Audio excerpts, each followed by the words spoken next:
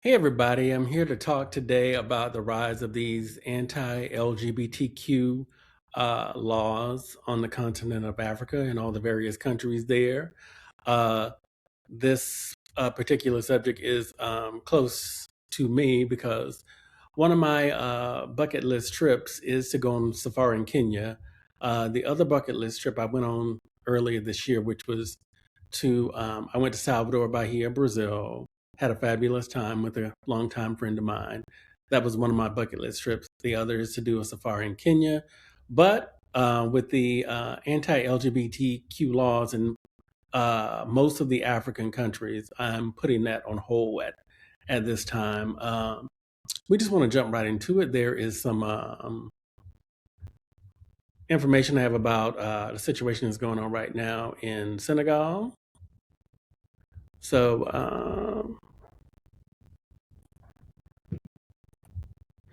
okay, right now in Senegal, with this current new president who's coming to office, they passed some legislation last month. That would be is April, so it's still April, so it would be in the month of March. And they passed law enhancing their criminal penalties for same-sex acts, which used to be 5 years in prison. Now that penalty has been increased to 10 years in prison for being caught in a same-sex sexual act. And then the law also introduced some prison sentences if you are what is essentially an ally, if you promote or finance homosexuality. And my interpretation of that is people who support LGBTQ people. They increased the penalty in Senegal to 3 to 7 years in prison. And that's the current situation going on in Senegal. We just want to segue over to just the continent of Africa in general. We're going to look at the situation over there.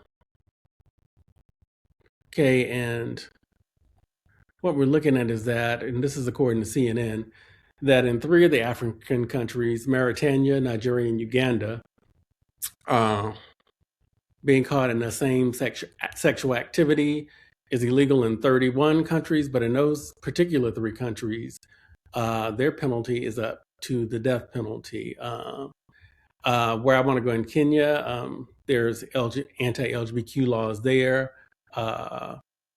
In Ghana, there are harsh laws in Ghana, as you can see, and people have been trying to say, what is the rise of this in the last few years?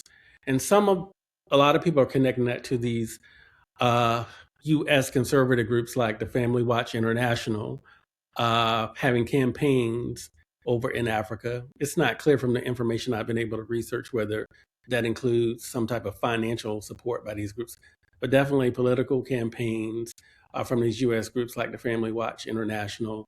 And there's another one called the World Congress of Families, both far right U.S. groups that have global influence, and they have influence. They've had political influence in some of these African countries to pass some of these laws against LGBTQ people. Around the world, a lot of human rights groups have just seen these laws just, against human rights. And and I definitely think it is as an LGBTQ person, because I don't see the other laws being passed, like, for example, for people who commit adultery.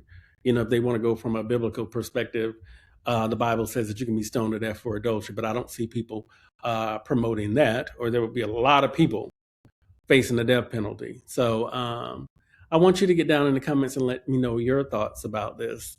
I am going to include a video from BBC Africa, that's the UK network, doing some reports on the laws and anti-LGBTQ laws, excuse me, that have been enhanced in Senegal and other places in Africa. And I just want to get your thoughts around this. I don't feel safe traveling to my bucket list trip for a safari in Kenya at this time, so I'm not going to do it with these laws that exist over there. But I want to know your thoughts around these anti-LGBTQ laws, whether you think it's these U.S. groups that are behind it, or what you think is going on with those laws. Definitely, it seems to be connected to colonization in Africa. From my research, Ethiopia is the only country in Africa that has no history of being colonized by white Europeans. So some of these laws are from that time period, and not necessarily part of the native African culture, but things that were forced upon those African countries during colonization.